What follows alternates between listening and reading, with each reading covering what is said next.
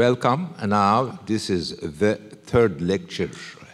In our first two lectures, we spoke of the novel as something lavish, like a tree with 10,000 leaves, noting that human memory and imagination have neither the capacity to picture every word, every scene, every page at once, nor human memory ability to remember it all for long enough. In other words, writers discover their novels as they write them. When I write, I discover. Most of the novels are like that, the ones I write. We are also determined that for this process of discovery to continue unfolding after and alongside the first few leaves, authors must move forward using ideas, right? Faulkner was referring to ideas. We need ideas to write novels. The kinds of ideas that might illuminate a writer's path towards new scenes and new pages include what kind of ideas? There are many. There are idea kind of A, B, C. One of them is the example set by their literary precursors, the form. The writer's own life story, maybe the idea may be autobiography, and their ethical or political beliefs, or the writer's ideology, moral commitment, so forth and so on. Once the initial leaves are written, the next components to stimulate the novelist, show them which way to go, move the story forward, and therefore facilitate the creation of new leaves and new branches are those fictional inventions known as a novel's characters. I don't believe that a novel's characters are born in the novelist's mind before everything else, nor that they are as crucial and originating and foundational, compositional factor in the shaping of a novel as the notion of the idea clearly is. This week's lecture is in fact, at least in part, an argument against this commonly held preconception. I will explore this more. To be clear, I am not suggesting that a novel's characters are not important, nor would I ever consider such a thought. You know why I'm saying this? Next time I publish a novel, someone reads these lectures, in this novel, characters are weak. Of course, in his lectures, Pamuk said, character is not important. No, I warn you, I am not saying that. The character is secondary as we invent a novel, I'm saying. But as we read a novel, it has the uppermost importance. But as we invent a novel, it is not the first thing that we invent. So on the contrary, the very reason we read novels is to try to understand the characters, to identify with them, to compare them to ourselves and to others. So these points I'm making in a defensive way, so that future critics of my books would not say Pamuk doesn't care about characters. I care, but I argue that they are not as important as some think in the making of a novel. Wanting to follow the protagonist's adventures, wondering what will happen to them next, what keeps us eagerly turning the pages, and at times can even make a novel feel impossible to put down. Unlike more literary readers, or at least unlike what we would expect of them, readers of popular literature also tend to draw lessons from the protagonist's vicissitudes, their change in fortunes and circumstances, often in the ways the author might not even have intended. I have many times heard about admiring readers telling me they enjoyed my books for moralistic consequences they have pinned down, but I never intended. And novelists, or at any rate, novelists like me who know that their book will be read by the general and the more experienced reader alike. This is a confession of self-consciousness. Again, I know that my novels are being read by the intellectuals, by the sophisticated, and also by the very popular readers. Let me read again. A novelist or novelists like me who know that their book will be read by the general and the more experienced reader alike will often review the ending of their novel and their protagonist's story with an eye to what the general reader's interpretation might be. So I care about that too. All of the above, all of what I said, now that I'm reading, it looks above, actually. I'm not, all I have said just before suggests that the fictional character is less crucial a component in the process of planning and writing a novel than it is in the experience of reading it. The historical coincidence, now this is more a history of the art of the novel, sociological and historical observation. The historical coincidence between the rising popularity of the novel form and the emergence of the notion of the modern individual also played a role in establishing the humanity of the main character as such a fundamental issue. 19th century authors wrote their novels with the assumption that readers were interested above all in their characters or the character. Indeed, readers remembered the romance, feuilleton serialized in newspapers, in cultural pages, thanks to the various protagonists' names, their personalities, and the illustrations that were sometimes commissioned to accompany them across newspapers' cultural pages. Knowing all this, publishers preparing to reissue these serialized novels in volume form would include these illustrations in their editions too. You can even find Tolstoy writing letters to the feuilleton page editor. Pierre should be drawn like this, or that kind of Tolstoy visualizing his novel and giving advice to the illustrator of the novel. With the figure of the protagonist being so central to the 19th century growing taste for the novel form, novelists soon started naming their books after their central characters, such as Eugenie Grandet, David Copperfield, Tom Sawyer, or the brothers Karamazov, which gave us the impression that novels are all about individuals or persons. Nowadays, the practice of naming a novel after its main character has been abandoned, or it's being fading away, and almost entirely forgotten. Perhaps contemporary novelists, meaning novelists of my generation, or even one or two generations earlier, consider the creation and development of character to be less fundamental to their art than prioritizing, making it earlier, more important than the portrayal of certain social landscape, the examination of underrepresented or unobserved experiences. That is, my generation is more busy with social representation than the invention of a convincing character, and the pursuit of certain structural and narrative originality. Again, I'm saying my generation and the generation before me, we are more busy with the way of telling the story, with the drawing the landscape of social landscape, than inventing, developing, developing a strong character. Another possible reason is that as novels have come to dominate a vast swath of humanity's literary activities, the most successful novels are being translated into many different languages. It can be difficult to remember foreign names and to translate their cultural significance. No one would remember a Turkish novel with a Turkish name because it's hard to remember. I would also argue that reading habits have changed over the past 170 years.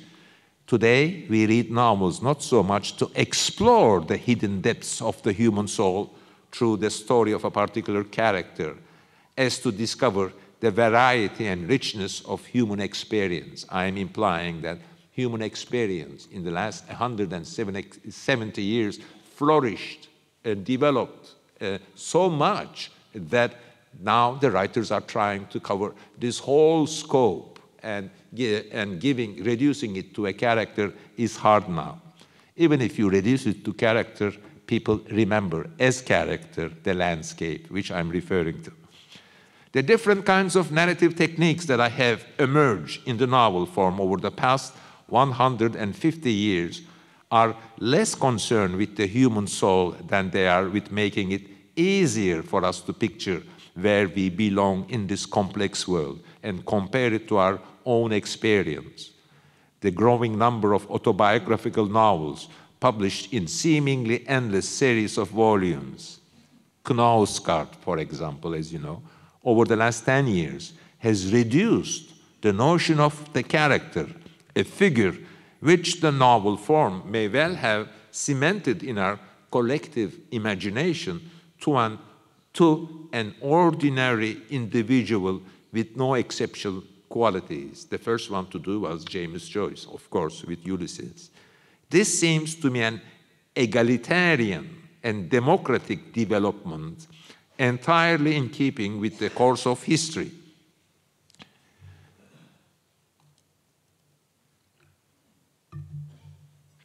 The history of the novel over the last 250 years is the story of the transition from distinctive, extraordinary, memorable heroes with remarkable characteristics, people like Don Quixote, Robinson Crusoe, Moby Dick's Captain Ahab, Rastignac, Pickwick, Prince Michigan, and many, many others, to ordinary characters who are not so different from everyone else, or at least from us readers, such as Hans Castorp from The Magic Mountain, or, as you all know, Proust narrator, or Mrs. Dalloway.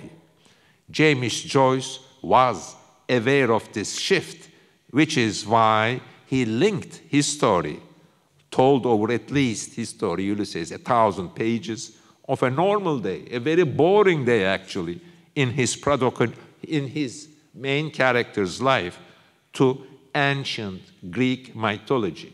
I'm implying that his character's life was so boring that he connected it to ancient Greek mythology.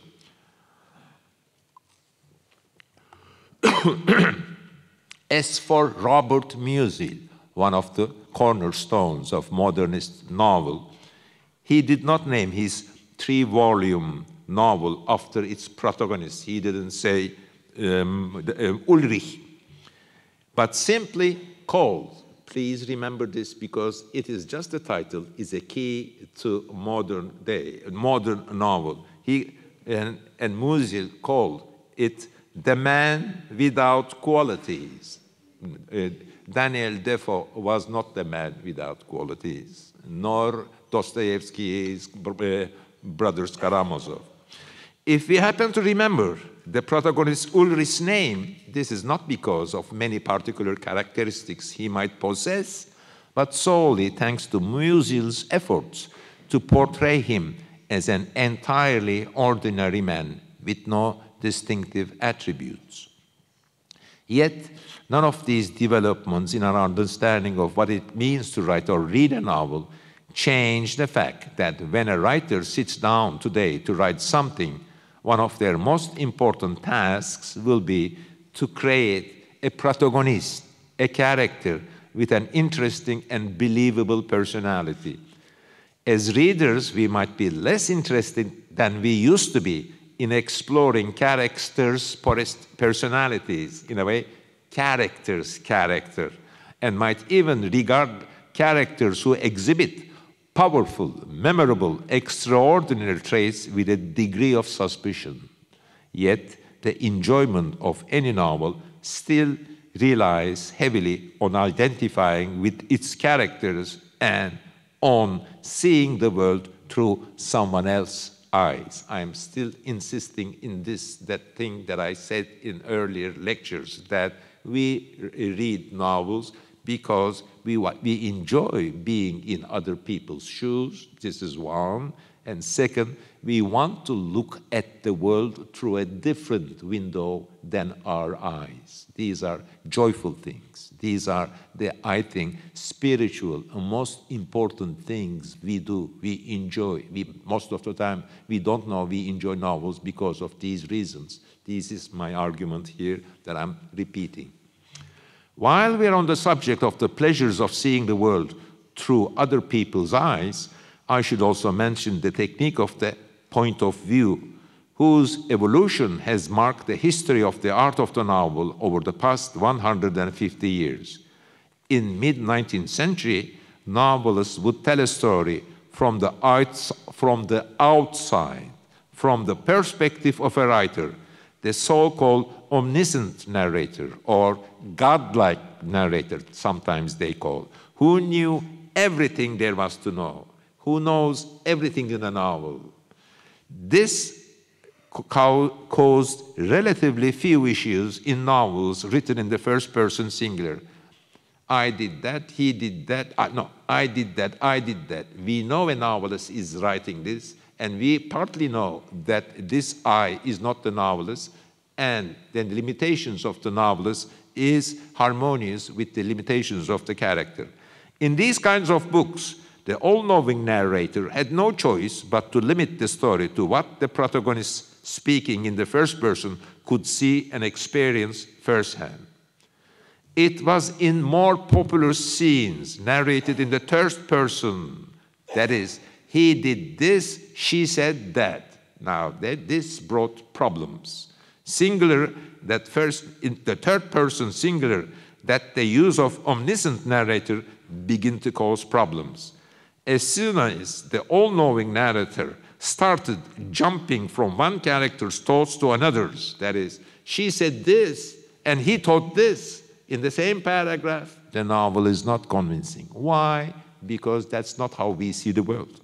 All within the same scene, the reader's belief in the novels very simulate. It's the power of text to convince us, the power of the text to convince us. Once we said, she said this, and he said that, and thought this, is not convincing. And Henry James very clearly realized this. But it wasn't really the decision to tell the story in the third person as opposed to the first person that caused the problem, so much as the failure to stick coherently to a single character's point of view. By late 19th century and early 20th century, many authors, first and foremost, Henry James, had realized that adhering to one character's perspective or using what later come to be known as point of view technique would make their stories feel more believable.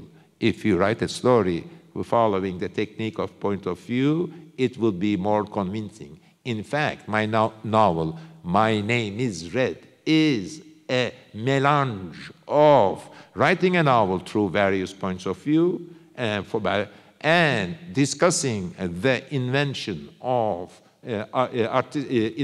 of perspective in painting, and point of view and painting, telling a story through various points of view and various perspectives is the way I composed that novel.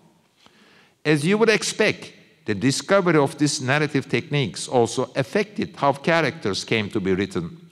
Eventually, new forms and new techniques were trialed with novels purposely written, whether in the first person or the third person, singular doesn't matter really, through multiple characters' perspectives, and authors began to experiment with mingling, concealing, or minimizing different characters' voices. So now we have this perspective, okay? Now the novelists begin to be self-conscious about perspective. I'm telling this chapter through this person, that chapter from that person. Then they begin to self-conscious. Then they begin to experiment, and the art of the novel, the shapes of the novel, forms of the novel develop accordingly. In the wake of all these developments, in the trajectory of the novel, the world of the novel begins to shift from the world of all. So we begin to have a shift from the all-knowing or omniscient writer to the world of the fictional protagonist. These characters may have been ordinary people with unimportant, undramatical, uneventful lives, but we were drawn to them not because of the lives they led, but because of the world they saw and the way in which they described it. With a character's thoughts, dreams, and observations, rather than their experiences now sufficient to making a novel interesting, a whole host of meek and insignificant characters emerge, the most brilliant and best-known example of all being Dostoevsky's Underground Man. When Lermontov, earlier than Dostoevsky, called his most famous novel a hero of our time, he was heralding the emergence of the kind of protagonist who would later come to be known as an anti-hero, because as you read the book, you understand the title is ironic. The hero of our time, the hero of our time is no hero. The importance of a novel's characters hadn't lessened, but their function had changed. All of these developments affected our theories and our expectations on the subject of fictional character. Towards the end of the 19th century, the combination of this insistence on the role of the protagonist with what I would call the dark, inscrutable, even mystical side of literary creativity, or indeed all creativity, had instigated the emergence of a kind of mystique around the concept of literary hero. When I say mystique, I believe irrational thinking, putting a subject on a pedestal, but with not rationality. There was a mystique of character and hero, especially in the beginning of 20th century, at the end of 19th century, as people enjoyed classical novels that we today call classical. It was a time when talking about characters mattered more than talking about novels themselves. Karamazov, brothers Karamazov. I remember when I was 20 years old, I had some literary friends. I was very happy with them. They would say, are you like Ivan, Alyosha, or Dmitri? You would choose characters. The novelist's main purpose was to exercise their creativity and intuition to come up with appropriate characters. The rest of the story would be brought about, would be written by those same characters. Their force, their strength, their vitality, their energy would take the novel and make it unfold. That is what the novelist and theorist of the novel, E.M. Forster, said. More or less 100 years ago, E.M. Forster, a professional novelist, was invited to Cambridge University, just like me, 100 years ago, and he delivered some lectures, which later he put in a book, and I will definitely put my lectures here in a book, and that book is called as Aspects of the Novel, and was very influential for 100 years. That is what the novelist and theorist of the novel, E.M. Forster, meant when he said that, quote, characters would take over, meaning he's not writing the novel. There is a mystique of the character. He is possessed by the character, and that character is writing. Once the author had written the first leaves, the characters themselves would decide where the novel would go next, what color and shape the other leaves would take. In his book, Aspects of the Novel, based on a series of lectures he delivered at the University of Cambridge, I'm sorry I'm repeating myself, and which would go on to have a significant influence on especially Anglo-Saxon literature, Forster reflects on the conflict between a novel's characters and what we call its idea, and ends up declaring the character's independence. Now I'm quoting again from Forster, from that book. Characters, Forster writes, quote, try to live their own lives and are consequently often engaged in treason against the main theme of the book. They run away. they get out of hand. It is also a naivete to talk like this, that maybe I am too much Cartesian, too much logical to think that you have characters and they pull the novel away and you try to get back your novel. We can take this slightly affected and little naively worded statement to mean that process of finding, choosing, picturing a character is the most important aspect of imagining the novel itself. Now again, I warn the future critics of my books, I love characters. They are important. Don't take me seriously. Elsewhere in the same lecture series, Forster says, quote, "The novelist takes his pen in his hand, gets into an abnormal state, which it is convenient to call inspiration, and tries to create characters." Now, we are at the zenith of mysticism of inventing a character. And also, critics and literary establishment loved this kind of reasoning about characters. According to Forster, once inspiration strikes and the characters are discovered, they become the central idea, the foundational energy that drives the novel forward. But let me reiterate that this view, which many novelists and particularly aspiring writers working on their first book seem to have embraced, is in fact wrong. Novelists don't sit down at their desk with the purpose of creating a character and chronicling the compelling tale of that character's life. Of course, they would like the characters they have crafted to be memorable ones. Again, I'm very defensive here. But ultimately, novelists write their books as a way of depicting down to the tiniest detail a vast array of problems, what I would call lives, worries, memories, and dreams, all of which, for the sake of convenience, I will refer to in these lectures as a landscape, a complete collection of leaves.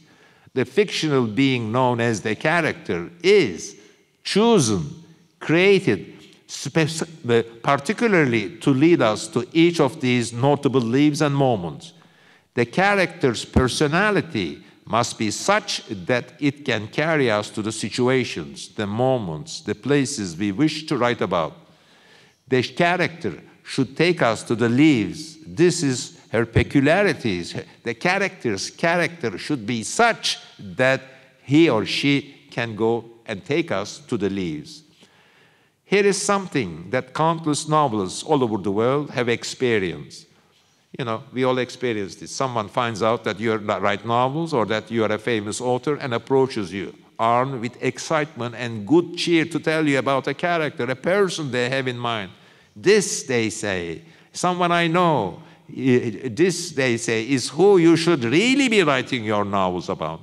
Like many authors, I also listen to these stories and these proposals with interest.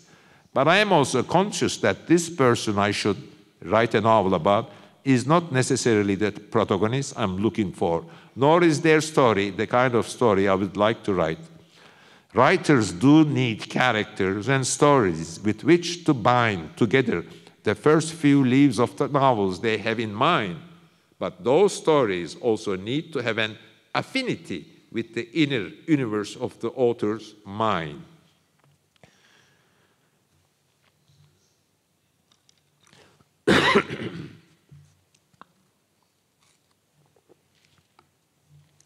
Over the last 50 years, I have interviewed many different kinds of people in order to research my novels.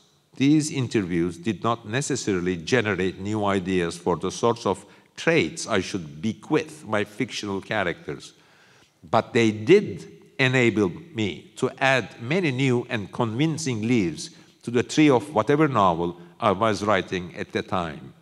For a novelist like me, conducting research is not a way of discovering new characters, but of enriching my landscape, uncovering life's tiny details, learning, for example, how Ottoman miniatures were painted, or discovering, as in my book, A Strangeness in My Mind, how boza, that's liquid, was made. I research and interview people to to know the details of daily life, not to find out characters. Because, maybe I should add, character would come later. The notion that a strong protagonist, either skillfully imagined or plucked fully formed from lived experience, should suffice to power a novel forward right from the first few leaves, harbors an element of irrationality which has rarely been questioned. The most prominent objection I know of came from Vladimir Nabokov, responding to a question on characters, storming ahead with the plot. I mean, the question that E.M. Forster raised in us. Nabokov said, "They are my galley slaves," reminding us that his characters were ruled by his intellect and that he used logic to compose his novels. He is not overtaken by the characters. To some extent, Forster's concept of the character resembles what Faulkner called the idea. Its role in the writing of a novel is comparable to the link between Madame Bovary and Anna Karenina. E.M. Forster was aware that an over-reliance on the protagonist, that is to say, on the protagonist as the main idea, the main template for the novel, could undermine the vividness and plausibility of the portrait painted by the work.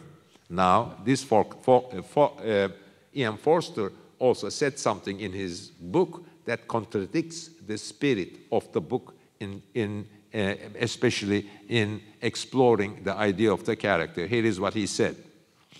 If characters are given complete freedom, they kick the book to pieces. So he is also confessing that there is the idea of the book, the form of the book, the message of the book, the ethical, political values of the book, and there is the character. If you give too much freedom to the character, they contradict his saying. All of these theories, these notions, this rhetoric around the subject of the character acquired renewed significance in the first quarter of the 20th century in the wake of the Bolshevik Revolution. During the 1930s, the communist state and the Ministry of Culture took over from theorists like Forster in perpetuating this oversimplified view, or what we might call an irrational belief of the novel's character. The Soviet state muzzled writers through censorship, prison sentences, and political pressure, and at the same time, it imposed the dictates of communist novel on any writers who were still able to publish their books. Partly under Stalin's influence, now we are in the second half of the 20th century, the positive hero became a central concept, not only in socialist literature, but in the theater and cinema too. The only setting the socialist novel, apart from the 19th century socialist realist or bourgeois realist novels, was that the socialist novel always featured a positive hero who perseveres in the face of evil and uses their erudition and class consciousness to enlighten those around them. From 1930s to 1980s, the authors of those Soviet novels that were allowed to be published seemed to behave as if they had forgotten Tolstoy's wise craftsmanship advice from our first lecture. Remember? Tolstoy said, if a character is good, add some evil, and if they are evil, a little good. What we see in those novels, in Soviet novels, if a character is good, they added more goodness. Even if a character is bad, they even added more badness. In the mid-20th century, Marxist literary criticism remained extremely influential, even in places where, among bourgeois writers or apolitical writers. I remember on my first novel in Turkey in the 70s, hidden away in my little corner, and I was really fully preparing to be labeled a bourgeois realist, with the generation of socialist novelists that had come before me, discussing their own and other writers' novels with the questions like, was that character positive enough, or were they too wicked? Hungarian and Marxist literary critic György Lukács, a person that had influenced me, and especially in my early novels. Contribution to the concept of the hero in a novel is a memorable one. Now we have a Marxist, but who is thinking differently. According to Lukács, one of the functions of a novel's protagonist to embody some of society's key contradictions. In a historical novel, the protagonist must not only portray these contradictions, but also signals the direction of historical progress. Reminiscent of Stendhal's words at the end of The Red and the Black, to the effect that novels hold up a mirror to society, this understanding of the fictional character is not intuitive and semi-mystical like Forster, but rather functional and utilitarian. And my attitude is also the definition and invention of character in the process of making a novel. As you see, my explanation is functional and not mystic. The hero exists to show us something. First, we want that something. Then we need the hero to show us that thing. The hero's identity, their psychology must be constructed accordingly. Those things the hero is there to show us, that is to say, the leaves on the tree of the novel, must therefore come into existence before the hero and are far more important. The most talented and skillful novelists will first identify the contradictions within the society, according to Lukács, and only afterwards invent a protagonist that can embody them. The hero's place in the writer's imagination should come second to the landscape. The hero is merely the person, the device that guides us towards the novel's landscape. At this point, I'm not quoting George Lucas now, so much as speaking from my personal experience. Here is an example. The protagonist of my historical novel, My Name is Red, set in 1591, are an Ottoman man named Black, who is very interested in illuminated manuscripts, a married mother of the two named Şeküre, with whom Black is in love, and Şeküre's father, who commissions volumes illustrated with miniatures. But when I first began to imagine and plan and research this novel, My Name is Red, none of these characters existed in my mind. I did not write the novel for the purpose of telling their stories. The characters were not there. I wrote My Name is Red because I like Ottoman Persian miniatures and because I wanted to explore the world of those miniatures and paintings. This was an art form which reached its pinnacle in the late 16th century. So I chose my date accordingly, prompted also by its proximity to the 1000th anniversary of the birth of Islam. After then, I begin to choose all the strange, beautiful, fascinating miniatures I wanted to talk about. Islamic art, like most medieval art, operates within certain boundaries and it's entirely illustrative. In other words, it always tells a story.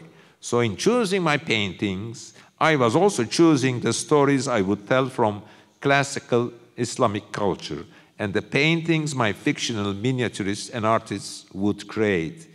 These were the leaves that would make up the landscape I wanted to describe. Once I had chosen all these elements, I came up with a story to join the leaves together, creating suitable characters and placing them within the story. So I am repeating myself. First came the leaves, then I invented the story. Then as I invented them together, the characters begin to form.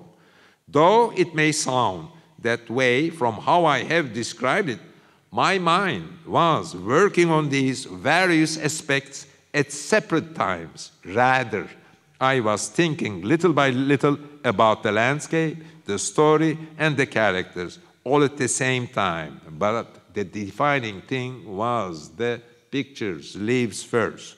but the landscape as a whole, the universe I wanted to describe, the first leaves, and indeed the collection of leaves in its entirety were more significant than the story and the characters that would end up weaving them together.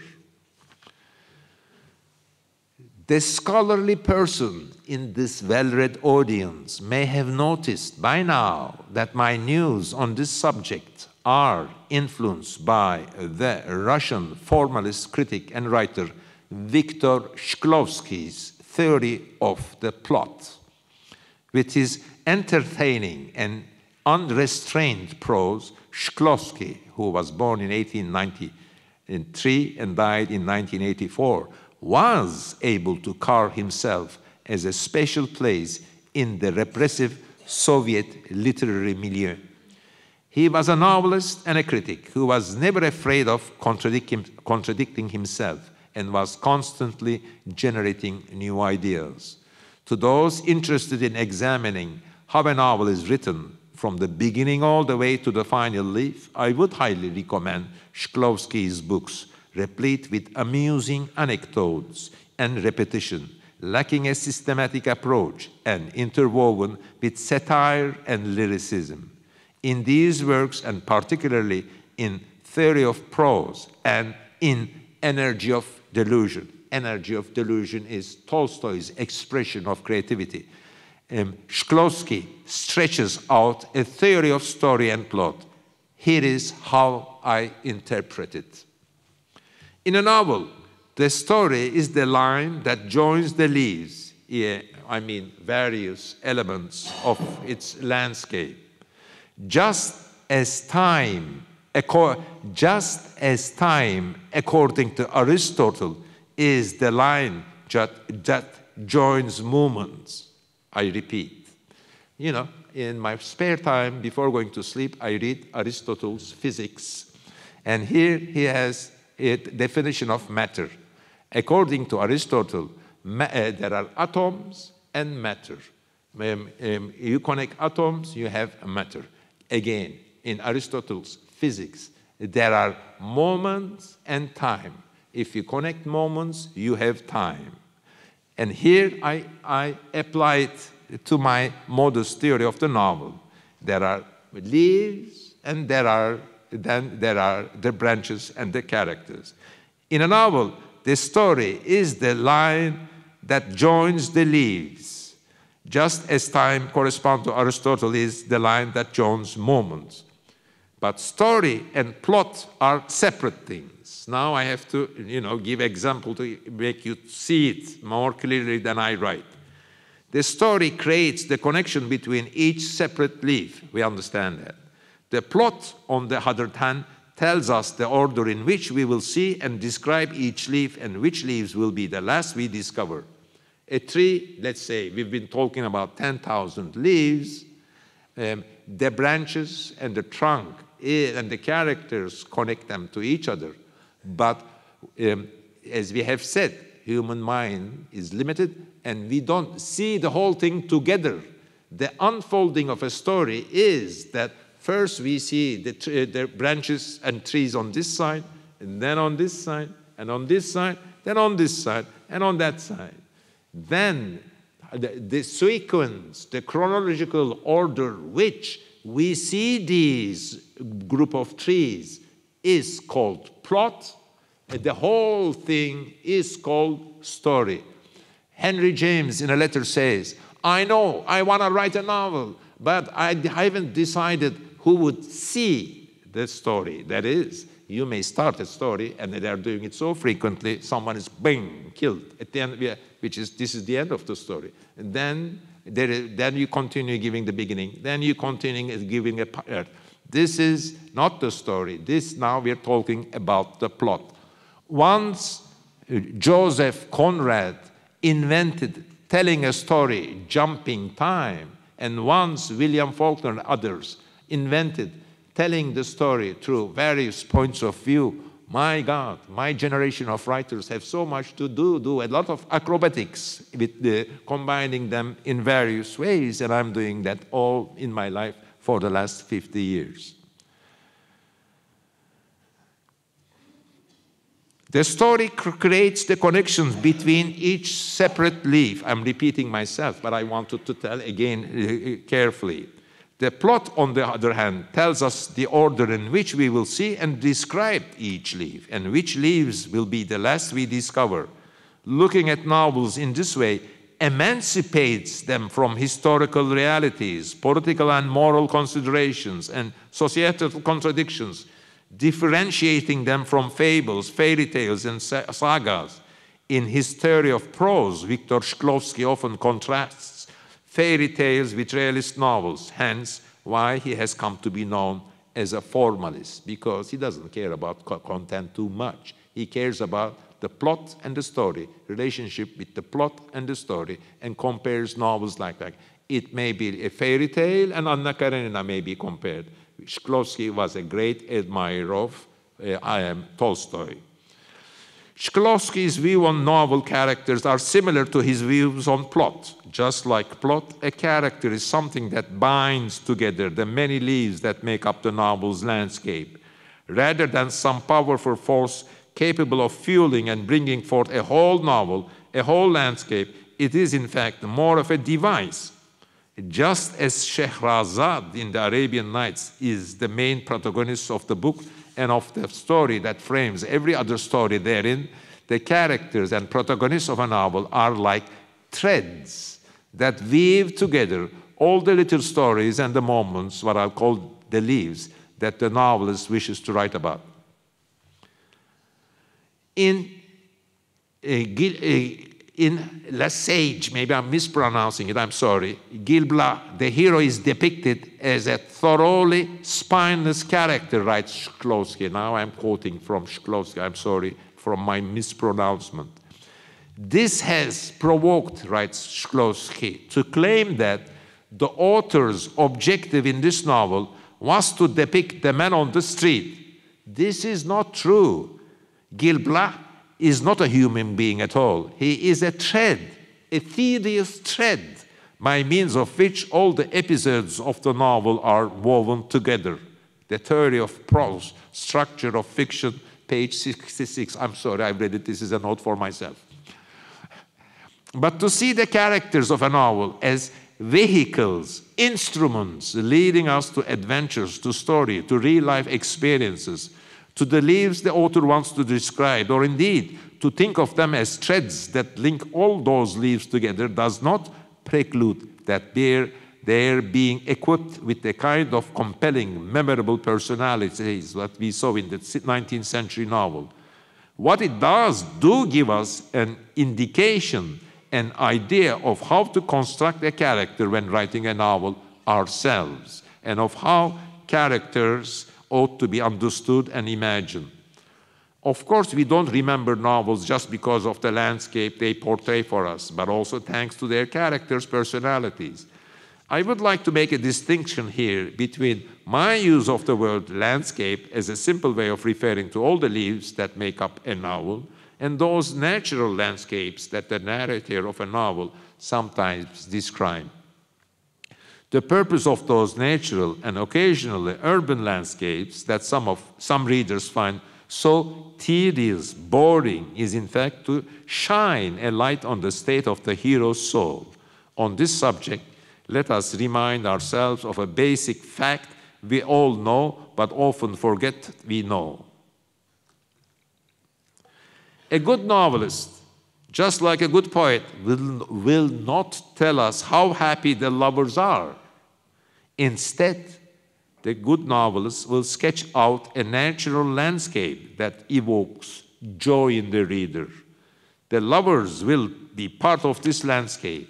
The same kind of role is played by a burst of thunder and lightning in the background of a tense and violent confrontation, perhaps in Emily Bronte's Wuthering Heights. The link between landscape and the emotions that the protagonist and the reader are supposed to feel is far more complex than what I have just described, though, crucially, it isn't the protagonist that determines the landscape. It is the landscape that shapes the protagonist or the character. Even so, Once a character has been fully and coherently imagined, they too will begin, as the story progresses, to affect the landscape of the novel. Pretty soon, the reader will begin to see the landscape described in the novel, natural landscapes, cityscapes, domestic interiors, as well as description of objects and events through the eyes of that character. The character's state of mind will at least partly seep into the reader. This is what we mean by getting swept away by a novel, by seeing events and the landscape through the eyes of the hero we identify with.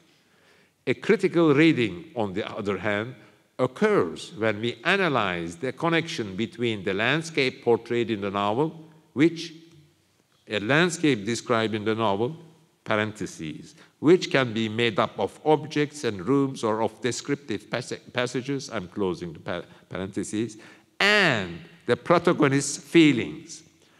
Whenever we reflect on these matters, we must always remember this. One of the main reasons why novels are so appealing is that, as the readers, we yearn to see the world through someone else's eyes. As you know, I'm repeating myself. This person might be living in a world very similar to our own. In that case, even the colors, the objects, the bustle of the familiar details of our day-to-day life can look different, and that is a hugely alluring prospect. This is what many theorists of art and literature have variously conceptualized as alienation, or sometimes defamiliarization, or sometimes estrangement. But we are also drawn to novels when the protagonists or the characters inhabit a world whose history, geography, culture, belief system, or social class differs from of our own. In these cases, the sense of difference and foreignness evoked by the novel's landscape seems to seep in the reader's mind and into characters themselves. Yet we soon grown fond of geographically, historically, or culturally unfamiliar world too, precisely because we are observing it through those characters' eyes. All of these facts lend characters an impression of autonomy, creating the illusion that the characters themselves are writing the novel, or at any rate, pushing it forward. Similarly, readers will also assume that the writer's imagination comes up with the characters first. The best shortcut to grasping how a novel's landscape must in fact precede these devices we call characters is to think of genre fiction. I'm suggesting that let's think about genre fiction to illustrate my ideas, such as fantasy novels, historical novels, and science fiction. No historical novelist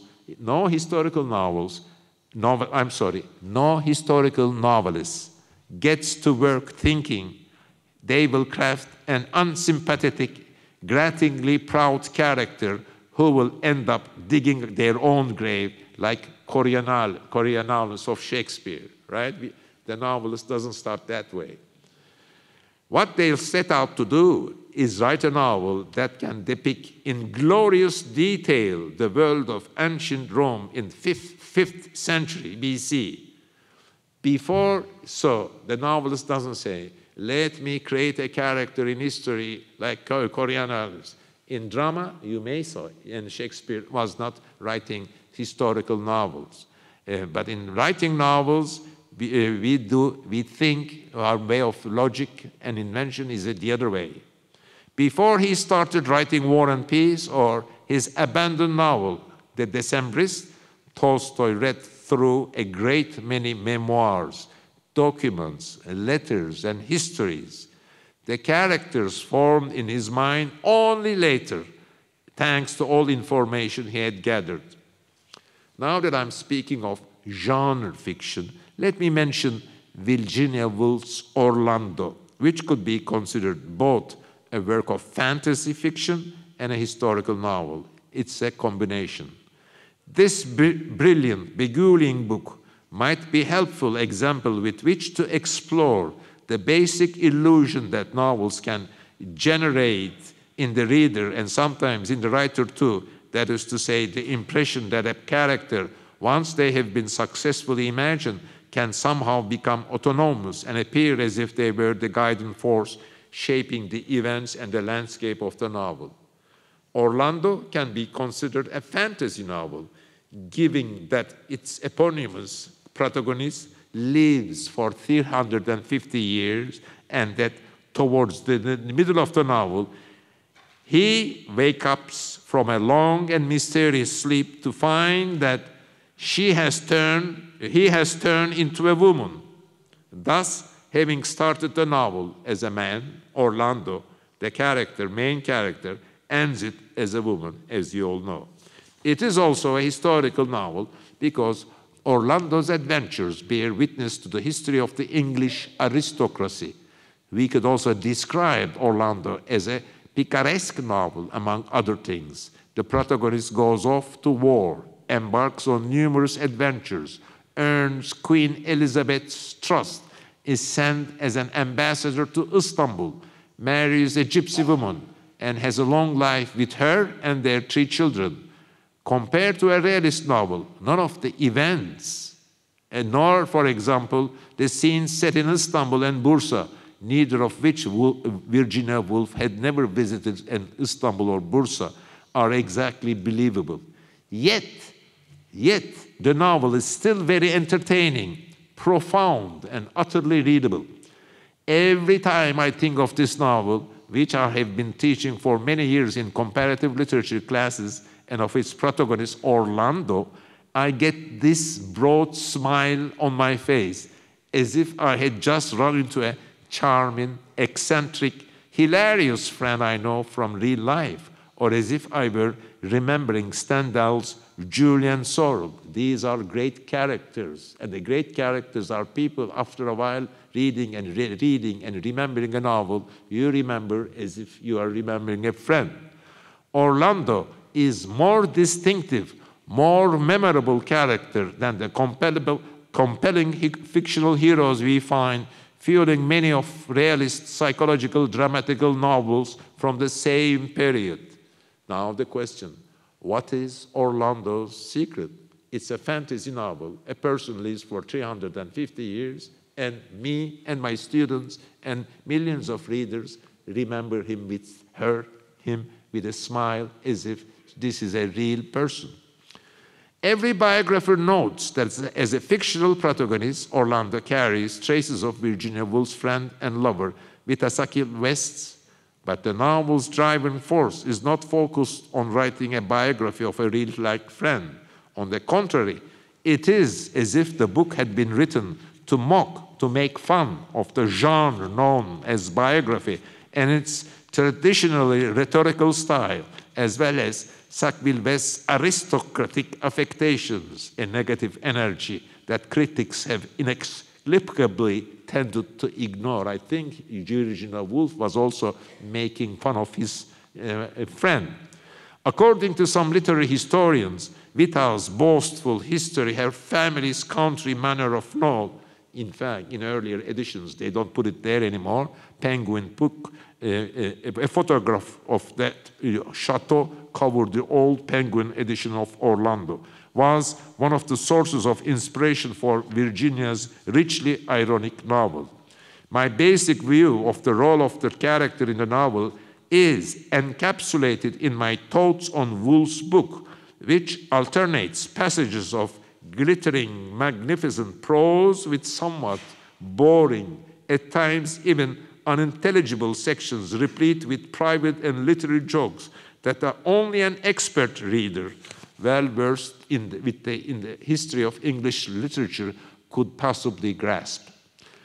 Most of the time, what we later remember as the hero of a novel is, in fact, the novel's landscape in the broadest sense of the word, or what distinguishes the hero of a particular novel is the landscape in which they have been placed. That landscape is formed of the clothes the hero wears, their jewelry and their medals, their kitchenware, their use, the table at which they sit, the rooms, the houses, the streets in which they move, their neighborhood, their city, their country as a whole. In a novel, we observe all these details through the eyes of other characters connected to the protagonist. Naturally, these secondary and tertiary individuals also become part of what I call the novel's landscape, and that landscape shapes them in return. Now, one of the reasons why Orlando turned out to be such a surprising novel, so blithely indifferent to the stylistic conventions of the early 20th century novel, is that Woolf wrote it for fun and did not take the attempt too seriously, did not take her novel too seriously. She wrote, Virginia Woolf, to a friend in a letter, "I want fun, I want fantasy." Woolf wrote, in her diary. Orlando was not as important to her as some of her previous novels, such as Jacob Rooms and Miss Dalloway.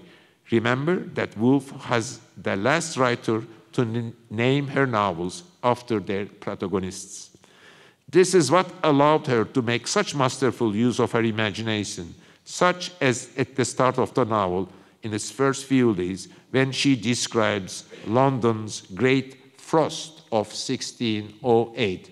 The Great Frost is not something she invented, but she wrote about it in such an imaginative language that I will quote from it, and I will also say a few words. It's about the consequences of Virginia Woolf's writing about 1608 London frost. Here is now Virginia Woolf talking. Frozen roses fell in showers when the Queen and her ladies walked abroad. Colored balloons hovered motionless in the air. Near London Bridge, where the river had frozen to a depth of some 20 fathoms, a wrecked ferry boat was plainly visible lying on the bed of the river, where it had sunk last autumn, overladen with apples.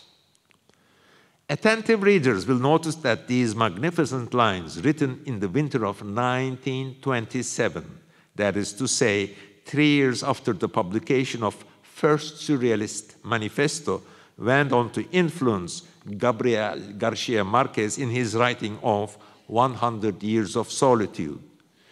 George Luis Borges had translated Orlando into Spanish, and as the biographers tell us, with the help of his mother, by the way, in 1937, 9 years after its publication. Garcia Marquez read the book, read Borges' translation, for which he expressed his admiration. Reading Orlando, we found ourselves smiling at the descriptions of the protagonist's surroundings and at the logical connections drawn between events as much as we do at the protagonist's peculiar behavior, the endless poetry writing, the constant falling in love. This demonstrates, once again, the force driving the novel forward. The thing that takes over, as Forster writes, is not really the protagonist, the main character, but the language the author uses and her style. So the best way to start imagining a new novel is not by picturing its protagonist or its characters or it's the character of its characters, but its language and by its style. Yes, this is all. Next week, we will continue to explore the topic of characters in the novel and also speak of creativity, inspiration, and control. This week, I have a lot of time to answer questions, and I hope William Marx will help me in that.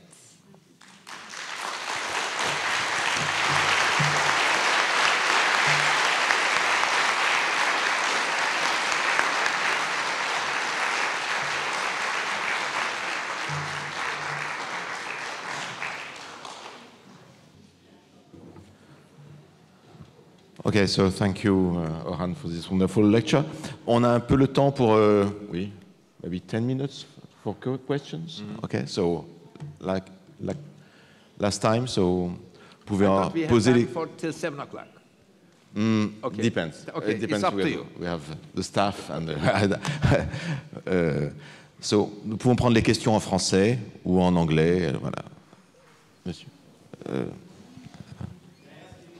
Yes, but please. I would like to ask in English. So I have two questions to you. The first one is, what kind of reader you are? I mean, how can you enjoy while you are reading? And the second one is about how can you enjoy while you are reading? I mean, you're writing book. But you ask the same question twice. But I thought you didn't get it, sorry. Okay. So how can I enjoy when I'm reading? Sorry? What? I didn't understand the question, did you? So how can you enjoy while you are reading a new book?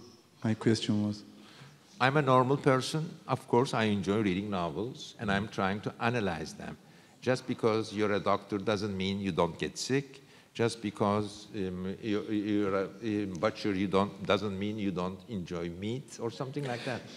Let me formulate the questions, I mean, in another way, because it was part of a question that I wanted to ask you. Mm-hmm. Because you told us that actually the writer doesn't think of the characters first, but first he thinks about the general idea, but the reader is more interested in the character. In the characters. But as you are a writer, but you are also a reader. So I think it's part of the questions you asked.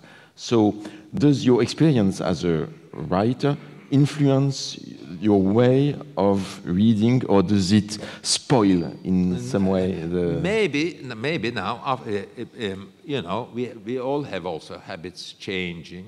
In my youth, I read books, novels, not only enjoy them as novels, but also to develop myself, to make my character, to learn about other people, to learn about Julien Sorel, to learn about how they behave, eat things, sleep, talk in Europe or wherever the novel takes place. Reading a novel is an immense education. It's an education. You're looking through the private lives of other people. You're suddenly in the kitchen of a 16th century, 18th century person. You're suddenly in some other land, and you see people having a conversation.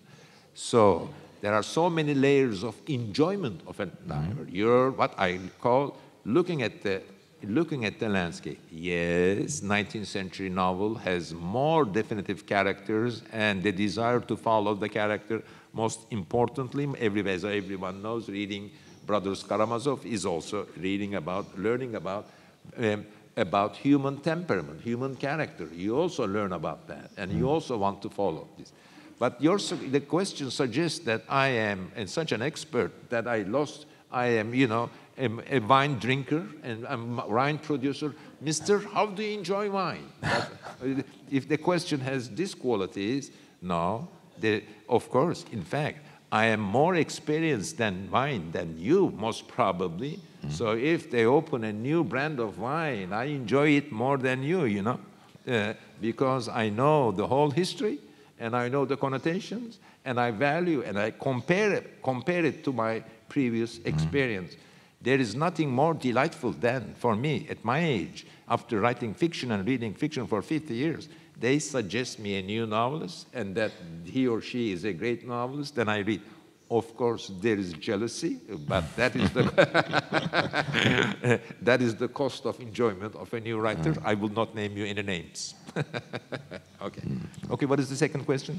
Yeah. Second question. Oh, second question. Okay. So it is a bit like specific books, specifically for Turkish editions for your book. So I would just want to ask you, why do you use bazen instead of bazen? Oh, it's a very Turkish question. I don't think it's a problem. I don't think it's just the Turkish spelling. Both are valid and exist in Turkish dictionary. Yes. Thank you so much. D'autres questions? Il y a une question là-bas. So, des questions brèves, hein, s'il vous plaît, voilà, pour laisser le temps à Orhan de répondre. I would like to know, can you train imagination?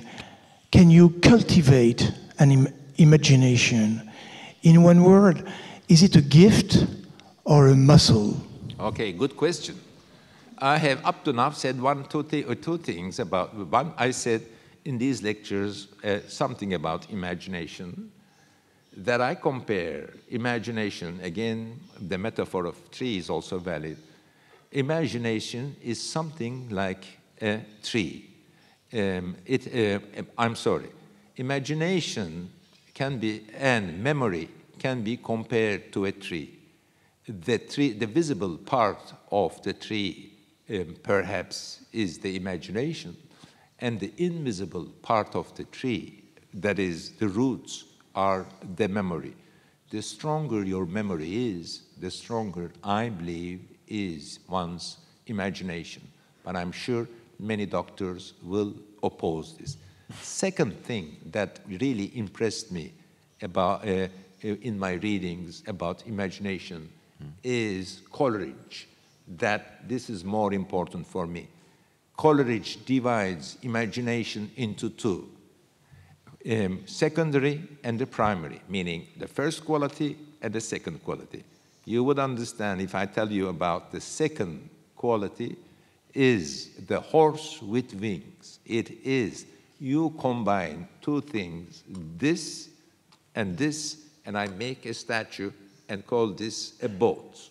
That is a secondary imagination. You get things and you put them together and invent a third thing, a new thing, but it is not entirely new. It is a combination of two different things. This is according to Coleridge, and he was such a deep thinker. Borges enjoyed, and Paul Valéry, I think, also enjoyed. And the second kind of imagination is primary imagination, that which is not have even imagined before, and you imagine that kind of a thing. And impossibility of it, or rarity of it, is illustrated by the fact that we invite people in a room and put them in a room and say, okay, invent something. Invention, creation is always a response to something.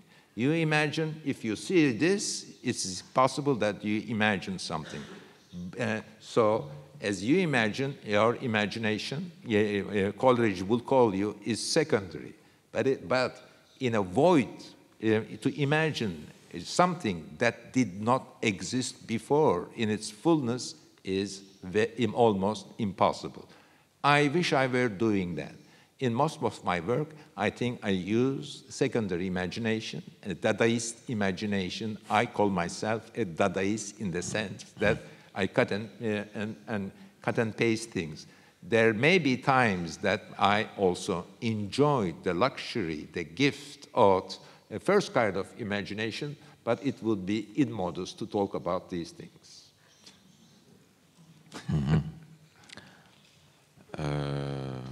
Oui, il y a une question ici. Il y en a deux. Alors, je les prends dans l'ordre où je les ai vus apparaître. Je vois monsieur, madame, et après on verra si... oui, puisque vous êtes là, voilà, c'est ça, madame. On va alterner les sexes. Allez-y. Et après, il y aura monsieur ici. Voilà. Et après, on verra... j'ai vu qu'il y avait une autre question par là. Oui, mais moi, je vois aussi... Je vois les gens... Ah bon, c'est pour ça. Do you think that is there a direct relation between architecture and literature? I know that you had a formation in architecture, and I think Musée de l'Innocence, the Museum of Innocence, is the one of the great example of this relation. I just want to know when you write, this formation was useful for you or not? I don't know. Perhaps I wouldn't. Yes, perhaps. I come from a family of civil engineers. My grandfather was. My father and uncle was civil engineer. And since I was the artistic boy in the family, I was encouraged to study architecture. In the third year of architecture, as I narrated in my Istanbul autobiographical book, I dropped out of the architectural school and began writing novels. Yes, also, compared to other novelists, the ones that I know personally and the ones whose biographies, autobiographies I have read, I plan ahead. I make more plans. But as I have trying to convey now, you cannot plan a tree with 10,000 trees, that in the end, a novel is also invented as you write it. But the more structure you make, the more you plan, the more what you plan what you're going to write, the more you continue to write and invent. And also practically, maybe practically, if you plan ahead, if you're stuck someplace, what Americans call writer's block, then you can skip a chapter. So start with the first chapter, right? Well, in the third chapter, you're stuck. And then you can, if you plan ahead more, you can skip the fifth chapter. And I quite often do that. I never now, for the last 20 years, I never write a novel. Start from the first chapter till the end chapter. I write first 2 chapters, then skip the 5th chapter because I know, and I want to also have to test myself, are these chapters writable? But you can all do all these things if you plan ahead. You know the story, and you know you're now deciding about the plot. If you know all this, and if you have decided about both the story and the plot, then you can jump about the chapters, write this, write that, and it's less likely you are going to have what the Americans call the writer's block.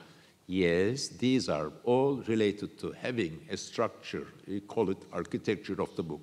But what matters in novels and what is hard to plan is not that structure and architecture, but I would say the composition, the putting the sequence of sentiments. You read a love scene, you are full of with one sense. The reader have a sentiment. Then you go to another chapter where Balzac is counting money. Now, that is hard to continue. So the composition and putting in a sequence of the sentiments the reader, he or she, may have experienced is more interesting. You cannot calculate its architecture.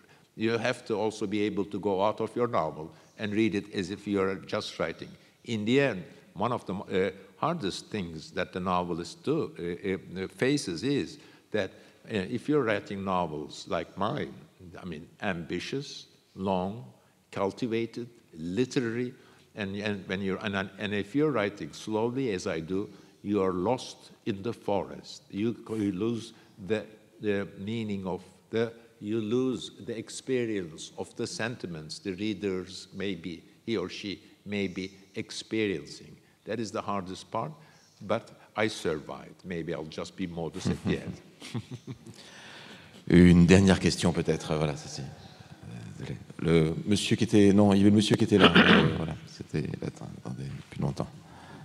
A lot of people, when they're consuming media today, whether it's films or books or TV series, they worry about spoilers, about finding something out about the plot or the story before they've had the chance to read the book or whatever it is themselves. Is that something that spoils your enjoyment of a book, or is it something you worry about your readers have happening to them? No. In fact, next week I'll talk about this prolapses. This is what talking about. We are here. I'm telling you a story. I tell you something happens 20 years later in the next sentence. Prolapses. This I will talk about next. I will talk about next week. I am happy about doing it. In fact, I also teach. Say the most important, best novel ever written, Anna Karenina, in my classes, and students read the book. And in the first lecture, I say, as we all know, Anna Karenina dies at the end. Some students are shocked. Oh, professor, don't tell the ending. And I say to them, hey, this is not a book club. This is Columbia University. So it's a good transition for the lecture of the next week. I think we can stop. Thank you. So, thank you so much.